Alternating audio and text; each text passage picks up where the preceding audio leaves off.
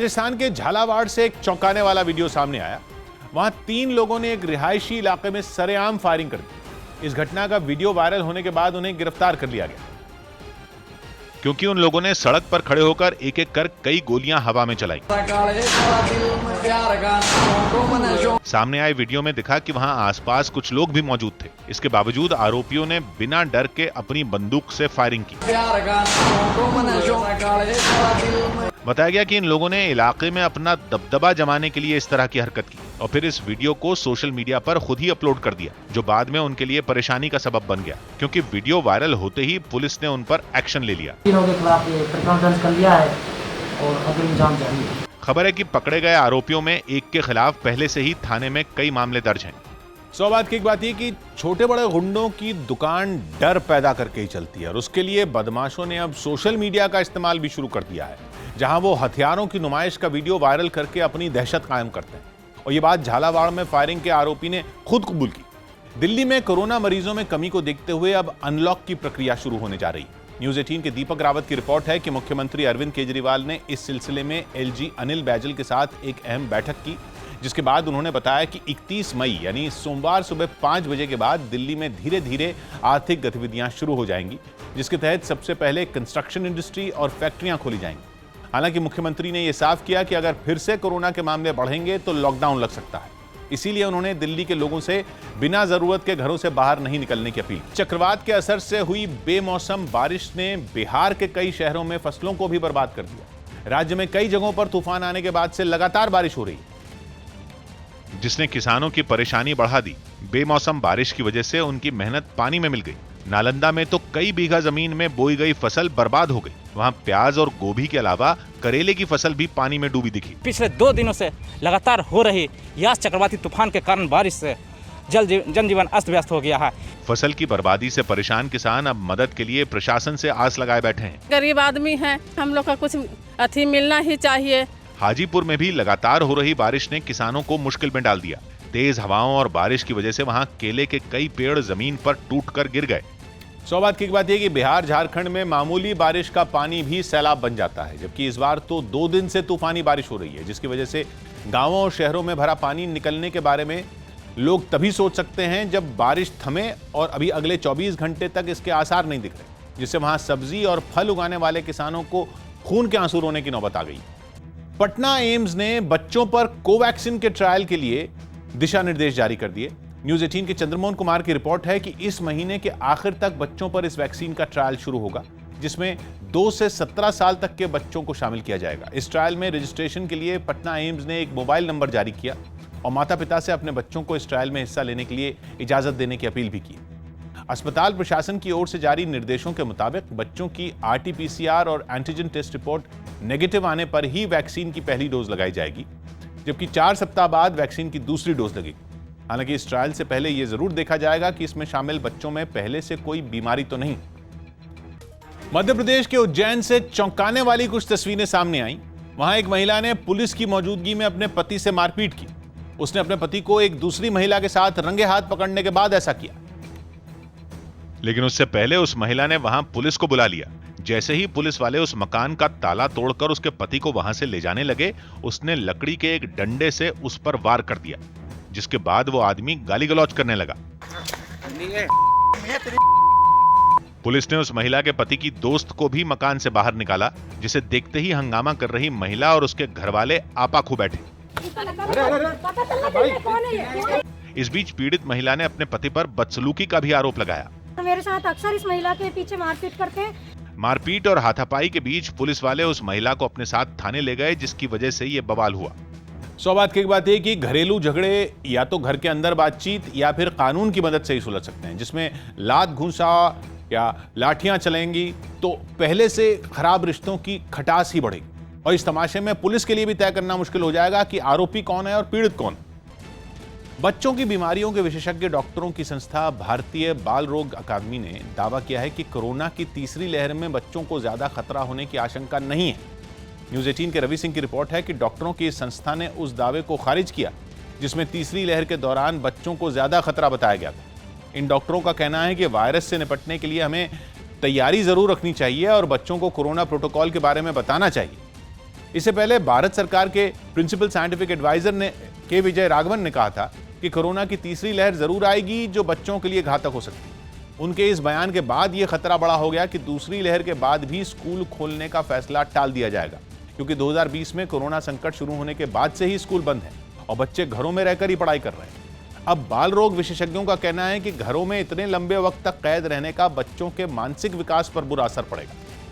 जम्मू कश्मीर के बांदीपुरा से हैरान कर देने वाली कुछ तस्वीरें सामने आई। वहां लोगों से बचने के लिए एक भालू नदी में कूद गया। बताया गया कि उस भालू के साथ उसका बच्चा भी जंगल से भटकते हुए एक इलाके में पहुंच गया था और जैसे ही उस इलाके के लोगों की नजर उन दोनों पर पड़ी, वो उन्हें पकड़ने की कोशिश करने लगे। लोगों के डर से भालू ने नदी में छलांग लगा दी और पानी के साथ बहता नजर आया, जबकि उसका बच्चा लोगों से बचने के लिए जमीन में बने एक गड्ढे में जाकर छिप गया। लेकिन जब उन लोगों ने वहां भी उसका पीछा नहीं छोड़ा तो वो मौका देखते ही गड्ढे से बाहर निकला और इधर उधर भागने लगा। लेकिन ज्यादा देर तक वो ऐसा नहीं कर सका। कुछ देर बाद लोगों ने उसे पकड़ लिया।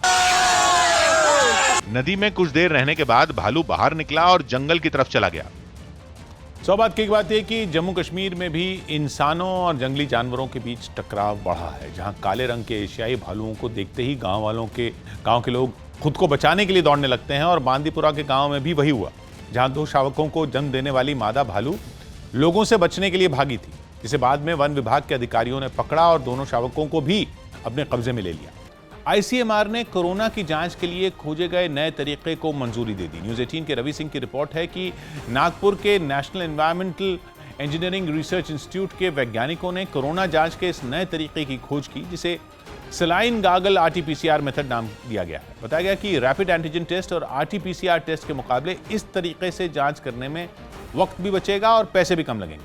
इस तरीके में सैंपल देने वाले को सलाइन सोल्यूशन से गरारे करने के बाद उसे एक ट्यूब में रखना होगा और फिर उस सैंपल को लैब में भेजा जाएगा, जहां 3 घंटे के अंदर कोरोना की रिपोर्ट का पता चल जाएगा। बताया गया कि इस तरीके से ग्रामीण और आदिवासी इलाकों में कोरोना जांच में काफी मदद मिल सकती है। यास तूफान की वजह से झारखंड के कई इलाकों में बीते 2 दिन से तेज बारिश हो रही है, जिनमें हजारीबाग भी शामिल है। वहां बीते 2 दिन से हो रही बारिश की वजह से कई खेत पानी में डूब चुके हैं। जो नदियां इस मौसम में सूख जाती थीं, वो भी उफान पर आ गईं। यास तूफान की वजह से हजारीबाग में तेज हवाओं के साथ बारिश हुई, जिसने वहां के कई पेड़ भी जड़ से उखाड़ दिए। वहां से सामने आई तस्वीरों में एक स्कूल के बाहर एक बड़ा पेड़ गिरा नजर आया। बोकारो में भी भारी बारिश के बाद तेनूघाट डैम में पानी का स्तर बढ़ गया और प्रशासन ने पानी का दबाव कम करने के लिए उसका एक और गेट खोल दिया। भारत और न्यूजीलैंड के बीच खेले जाने वाले आईसीसी वर्ल्ड टेस्ट चैंपियनशिप के फाइनल मुकाबले के लिए आईसीसी ने कुछ नियमों का ऐलान किया। न्यूज़ 18 के अमृत आनंद की रिपोर्ट है कि टेस्ट मैच के लिए 1 दिन का रिजर्व डे रखा गया है। 18 से 22 जून के बीच खेले जाने वाले इस मैच में 23 जून रिजर्व डे होगा। यह रिजर्व डे इसलिए होगा ताकि 5 दिन के खेल में खराब मौसम या खराब रोशनी की वजह से पूरे ओवर ना हो पाए तो बचा हुआ खेल 6ठे दिन कराया जा सके। क्योंकि अगर यह मैच किसी भी कारण से ड्रॉ होता है या टाई होता है तो वर्ल्ड टेस्ट चैंपियनशिप की ट्रॉफी पर भारत और न्यूजीलैंड दोनों टीमों का कब्जा हो जाएगा, यानी दोनों टीमें संयुक्त विजेता घोषित की जाएंगी। इसके अलावा टेस्ट में शॉर्ट रन का फैसला भी ऑन फील्ड अंपायर नहीं देंगे, बल्कि थर्ड अंपायर ही हर बार बल्लेबाजों के रन दौड़ने पर नजर रखेगा और शॉर्ट रन होने की सूरत में ऑन फील्ड अंपायर को इसकी जानकारी दी जाएगी। गेंदबाज का पैर क्रीज से आगे निकलने पर होने वाली नो बॉल का फैसला पहले से थर्ड अंपायर को दिया जा चुका है। अब उसी तर्ज पर शॉर्ट रन का भी फैसला होगा। उत्तर प्रदेश के रायबरेली से चौंकाने वाला वीडियो सामने आया, जहां चुनावी रंजिश में एक गुट ने दूसरे गुट के लोगों पर हमला कर दिया। बताया गया कि दूसरे पक्ष के लोग पंचायत चुनाव में हार के बाद से ही बौखलाए हुए थे और उन्होंने मौका मिलते ही जीतने वाले पक्ष के लोगों पर हमला कर दिया। सामने आए वीडियो में यह हमलावर दूसरे गुट के लोगों पर लाठियां बरसाते नजर आए। हमलावर बीच सड़क पर विरोधी पक्ष के लोगों को बेरहमी से पीटते रहे। एक आदमी तो सड़क पर बेसुध होकर गिर पड़ा, लेकिन इसके बावजूद उस पर हमले बंद नहीं हुए। ये लोग काफी देर तक हंगामा करते रहे, लेकिन इनके तेवर को देखकर कोई भी बीच बचाव करने की हिम्मत तक नहीं जुटा सका। सौभाग्य की बात यह कि गुंडागर्दी करके गांव में दहशत तो पैदा की जा सकती है, लेकिन सबका वोट नहीं लूटा जा सकता। और यही बात पंचायत चुनाव में हारने वाले दबंगों को हजम नहीं हो रही, जिसकी वजह से यूपी में पंचायत चुनावों के बाद हिंसा का दौर थम नहीं रहा। उत्तर प्रदेश के कानपुर में कोरोना वैक्सीन लगवाने के विवाद में 2 गुटों के बीच खूनी झड़प हो गई। बताया गया कि वहां कुछ लोग ग्रामीणों को टीका न लगवाने के लिए बहका रहे थे। लेकिन जब प्रशासन की टीम वहां लोगों को समझाने पहुंची तो उनके साथ मारपीट शुरू हो गई। सामने आई तस्वीरों में कुछ लोग टीका न लगवाने के लिए बहस करते दिखाई दिए। इनमें कुछ महिलाओं ने तो हाथ में ईंट उठा रखी थी। बताया गया कि लोगों को बहकाने वाले गुट ने ग्राम प्रधान के पति और उनके साथ आई प्रशासन की टीम पर हमला कर दिया। उनकी गाड़ी में भी तोड़फोड़ की गई। देखते ही देखते वहां खूनी झड़प शुरू हो गई, जिसमें कई लोग घायल हो गए। बंदूक उनने मारी है, इस वजह से चोट लगी। मामले की जानकारी मिलने पर पुलिस वहां पहुंची और कार्रवाई शुरू की। इस दौरान वहां से 2 बंदूकें भी जब्त की गईं। सौभाग्य की एक बात है कि गांव में 1/4 आबादी अनपढ़ है, जिन्हें गांव के गुटबाजी के हिसाब से किसी भी बात पर बहकाने का कुछ लोगों ने ठेका ले रखा है। पंजाब के संगरूर से हैरान करने वाला एक वीडियो सामने आया। वहां एक शादी समारोह में पहुंचे राज्य के कैबिनेट मंत्री साधु सिंह धर्मसोत कोरोना नियम भूल गए। एक होटल में हो रहे समारोह में उनके साथ वहां कई लोग भी दिखाई दिए।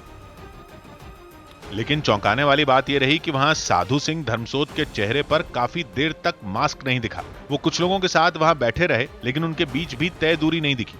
हालांकि थोड़ी ही देर में एक आदमी वहां से उठकर चला गया और फिर मंत्री को भी मास्क पहनने की याद आ गई। मास्क ना लाउड है जी, मास्क लगे ना। कोरोना के कहर को देखते हुए पंजाब सरकार ने शादी समारोह में लोगों के जुटने की संख्या तय कर रखी, लेकिन ये नियम भी वहां तोड़ दिया गया। खुशी का काम आ, जे 10 बंदे आगे कितनी गल आ। इन तस्वीरों के सामने आने के बाद आम आदमी पार्टी ने अमरिंदर सरकार को घेर लिया और साथ ही मंत्री पर कार्रवाई की भी मांग की। ये जहां भी गए हैं, जहां इन्होंने ये प्रोटोकॉल तोड़ा है, कानून को उड़ाया, तो इनके खिलाफ तुरंत जो है मुकदमा दर्ज होना चाहिए। साधु सिंह धर्मसोत के कोरोना नियम तोड़ने का वीडियो सोशल मीडिया पर वायरल हो गया। सौभाग्य की बात है कि हम लोगों को जब महामारी से बचाव के निर्देश याद दिलाए जाते हैं तो ज्यादातर लोगों का जवाब यही होता है कि शादी ब्याह में 10-20 लोग ज्यादा भी आ गए तो क्या फर्क पड़ता है, क्योंकि हम आप क्या, अब तो मंत्री भी ऐसा ही सोच रहे हैं।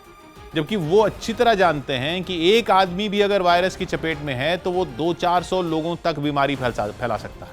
कोरोना संकट के बीच देश के कुछ राज्यों में फर्जी डॉक्टरों और उनके क्लिनिक पर कार्रवाई की गई। आरोप है कि इलाज के नाम पर यह क्लिनिक मरीजों की जान के साथ खिलवाड़ कर रहे थे, जिसकी खबर मिलने पर न केवल उन डॉक्टरों को गिरफ्तार कर लिया गया बल्कि उनके क्लिनिक भी बंद करा दिए गए। राजस्थान के अलवर में जब एसडीएम की अगुवाई में एक ऐसे ही क्लिनिक पर कार्रवाई की गई तो बिना डिग्री वाले डॉक्टरों ने खुद को एक कमरे में बंद कर लिया, जिसके बाद छापेमारी करने पहुंची टीम ने उस कमरे का दरवाजा तोड़ने की कोशिश की। थोड़ी ही देर में 2 फर्जी डॉक्टरों को पकड़ लिया गया और फिर उन्हें मुर्गा बनने की सजा दी गई। वीडियो बना रहा है यहाँ पे। इसके बाद उन्हें गिरफ्तार कर थाने भेज दिया गया, साथ ही उनका क्लिनिक भी सील कर दिया गया।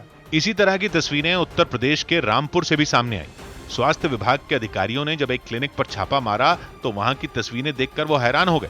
कोरोना के खतरे के बावजूद वहां एक साथ कई मरीजों का इलाज किया जा रहा था।